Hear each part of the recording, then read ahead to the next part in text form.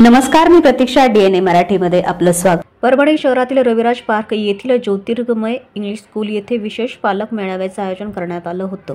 या पालक मेळाव्यास प्रमुख मार्गदर्शक म्हणून संभाजीनगर येथील शालेय स्पर्धा परीक्षा तज्ज्ञ आणि नामांकित शैक्षणिक सल्लागार प्रदीप सोमाणी हे उपस्थित होते.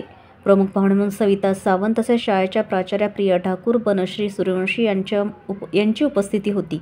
आयोजित पालक मेळाव्यास जीवन संकल्प एक सर्वांगीण विकसित विद्यार्थी घडविण्याचा या विषयावर प्रमुख मार्गदर्शक प्रदीप सोमाणी यांनी आपले मोलाचे मार्गदर्शन पालकांना केले. यावेळी मार्गदर्शक सोमाणी म्हणाले की आपण सध्या अशा पिढीत आहोत जिथे अधिक वेळ काम केल्यानं अधिक उत्पन्नाचे साधन मिळते, मात्र आपल्या पाल्यांची येणारी पिढी याच्या अगदी उलट असणार आहे. ज्योतिर्गमय इंग्लिश स्कूलच्या वतीने संपन्न झालेल्या विशेष पालक मेळाव्यास पालक, विद्यार्थी व शिक्षक वृंद उपस्थित होते.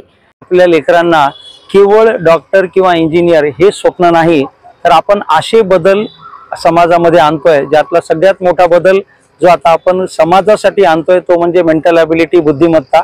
आणि हा तो विषय आहे ज्या विषयाच्या माध्यमातून विद्यार्थ्यांची अभ्यासातली गोडी वाढली पाहिजे, त्यांचा राग कमी झाला पाहिजे, पालकांशी प्रेम वाढलं पाहिजे, शाळांचे संबंध सुधारले पाहिजेत आणि आपल्या मराठवाड्यातलं प्रत्येक लेकरू जगाच्या पाठीवर स्पर्धा परीक्षेमध्ये जिंकलं पाहिजे. आणि यामध्ये शाळेकडनं, मॅमकडनं आणि टीमकडनं जे काही सहकार्य मिळाले ते कौतुकास्पद आहे.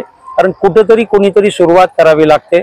तर प्रिया मॅमसाठी तर नक्कीच मी खूप खूप कौतुकास्पद मी टाळ्या वाजवेल की त्यांनी ह्या ऑड सिच्युएशनमध्ये आपल्या जिल्ह्याच्या या सुरुवातीसाठी पुढाकार घेतला.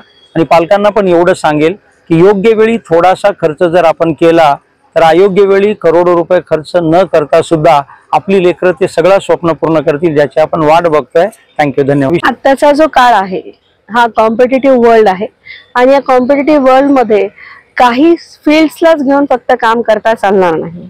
आपल्याला मुलांना लोअर क्लासेस पासूनच जर त्यांची ॲबिलिटी प्रत्येक गोष्टीमध्ये, सहनशक्ती असो किंवा त्यांची ब्रिलियन्सी, ग्रास्पिंग पॉवर, या सगळ्या गोष्टी प्रत्येकामध्ये असतात.